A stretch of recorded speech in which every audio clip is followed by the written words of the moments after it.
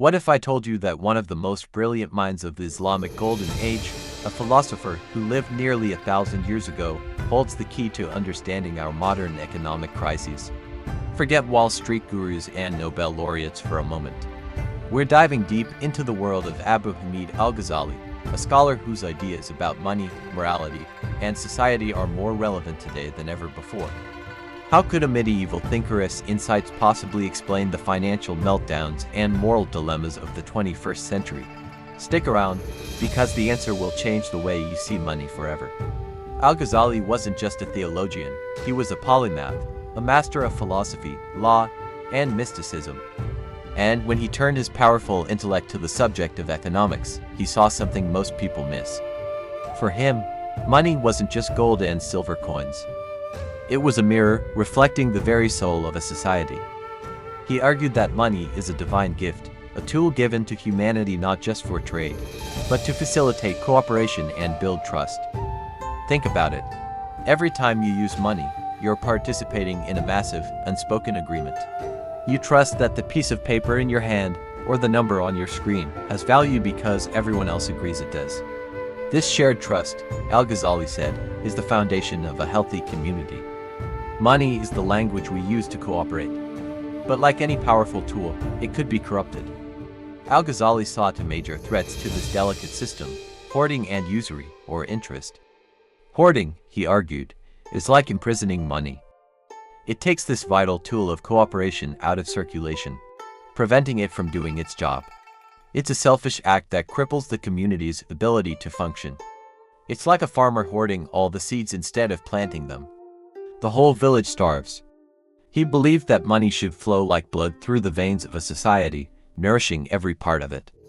When it stagnates, the body politic gets sick. Then there's usury, or making money from money itself. This was, in Al-Ghazali's view, a perversion of money's purpose. Money was created to measure the value of real goods and services, not to be a commodity in its own right. When you lend money at interest, you are essentially treating money as a product to be sold. This, he warned, creates a system where wealth can be generated without any real work or production, detaching the financial world from the real world of human labor and effort.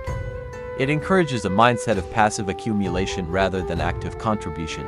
It's a shortcut that ultimately erodes the moral fabric of society, creating a class of people who profit without producing.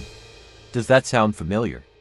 This leads us to one of Al-Ghazali's most profound ideas, the dignity of labor. He wasn't an aristocrat looking down on the working class. He saw honest work, whether farming, crafting, or trading, as a form of worship. It was through labor that individuals not only sustained themselves but also built character, developed skills, and contributed to the well-being of the community. Earned wealth, the result of sweat and skill, carried a moral weight.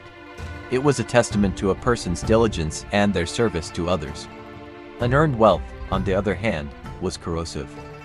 It fostered arrogance, laziness, and a detachment from the struggles of ordinary people.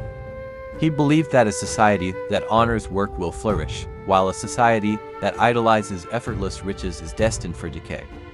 This distinction between earned and unearned wealth is crucial. It's not about being rich or poor. It's about how wealth is acquired and what it does to your character. So, how does all this connect to our world today? Let's fast forward about 900 years. Think about the 2008 financial crisis. What was at its heart? Complex financial instruments, like derivatives and credit default swaps, became so detached from any real-world asset that almost no one understood their true value. Money was being made from abstract bets on other bets. This is exactly what Al-Ghazali warned against, a system where finance becomes a game in itself, disconnected from the real economy of goods and services. He essentially diagnosed the problem of financialization centuries before the term was even invented. He also had an incredibly modern understanding of what we now call information asymmetry and moral hazard. Information asymmetry is when one party in a transaction has more or better information than the other. Al-Ghazali saw this in markets where sellers might hide defects in their products. He argued that this wasn't just bad business, it was a moral failing that destroyed the trust money is supposed to represent.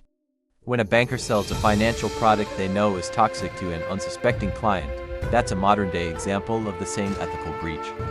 And moral hazard? That's the idea that if you protect someone from the consequences of their actions, they are more likely to take risks. Al-Ghazali discussed this in the context of charity and lending. He understood that while helping people is vital, creating systems where there are no consequences for poor decisions can lead to recklessness. The too-big-to-fail bailouts of massive banks are a perfect illustration of moral hazard on a global scale. The architects of the crisis were shielded from the consequences, while ordinary people paid the price. Al-Ghazali would have seen this not just as an economic problem, but as a profound moral corruption at the heart of the system. He also spoke about the role of the state. He believed the government's job wasn't to control the economy, but to act as a fair referee.